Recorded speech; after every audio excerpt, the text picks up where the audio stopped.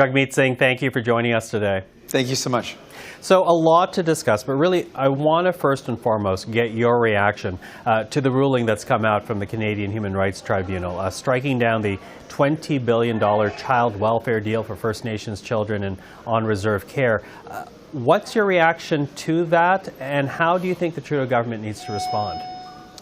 What we've seen from the beginning of this journey for the Indigenous community is that they've been constantly at a blockade where the Liberal government continues to try to fight them in court, denies moving forward and listening to the tribunal decision, and then finally ultimately moves forward. But then it turns out they're discriminating against at least 13,000 kids. So what we want to see, and what we've always wanted to see, is this government stop fighting kids in court, listen to the tribunal's decision. This is the Canadian Human Rights Tribunal. They have extreme expertise on the matter, and they have come up with a very fair conclusion. The government should implement it and not try to battle it out in court, and instead work with Indigenous communities to make sure kids are not being discriminated and make sure kids are getting what they deserve. This is just one small step towards justice, and the Liberal government has a responsibility to fulfill it. Now, of course, we'll keep following the developments on that front, but we also want to talk about really the headlines that you've been making, and this is ahead of the Bank of Canada interest rate decision tomorrow, because you have been making comments about the bank. You heard what the finance minister had to say earlier, advising that the bank needs to be left alone to do its job. Do you risk stepping on the bank's independence by making the comments that you have been making? No, because I do believe that the bank as an institution should remain independent. I'm not calling for the replacement of who is the governor the way Pierre Poilievre has, which is a direct undermining of the independence. But I am calling into question the federal government's role in setting the mandate, because that is within the purview of the federal government.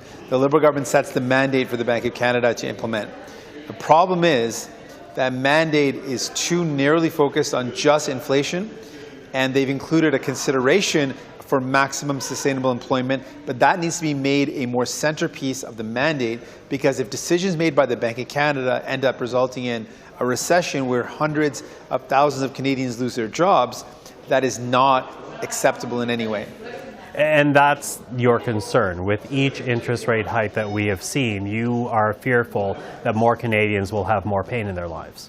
Absolutely. The concern is the direct pain on families that are going to struggle to pay their mortgage, and what economists are forecasting is a very likely recession if the interest rates continue to rise. And this would be a self-inflicted recession in Canada, because it would be driven by the high interest rates.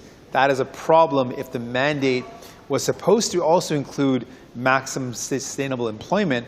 Then the government hasn't emphasized that enough, and they are responsible for making sure that the mandate is followed, or that the mandate is set in a way that really responds to the needs of Canadians. And finally, the federal government has a role to play in either putting in place a plan to prevent the recession that might occur, or if there is a recession, a plan to make sure workers aren't falling through the cracks, which means to reform EI. Okay, so fiscal policy that would follow the monetary policy. But let's dig in a bit more to what you're talking about here, this maximum employment reference. What would that look like as a mandate? How would that be different than what we're seeing right now? Right now, it's put into the Bank of Canada as a consideration. So it's not a mandate, and the problem is that is a very important consideration. It should be a part of the mandate, because we've got now opposing pressures. If the Bank of Canada is only focused on inflation, they only increase interest rates, and they don't look at the impact of that on Canadians, then they're not fulfilling this additional consideration. And I believe that the Bank of Canada should be given a mandate by the Government of Canada that includes looking at the impact on workers.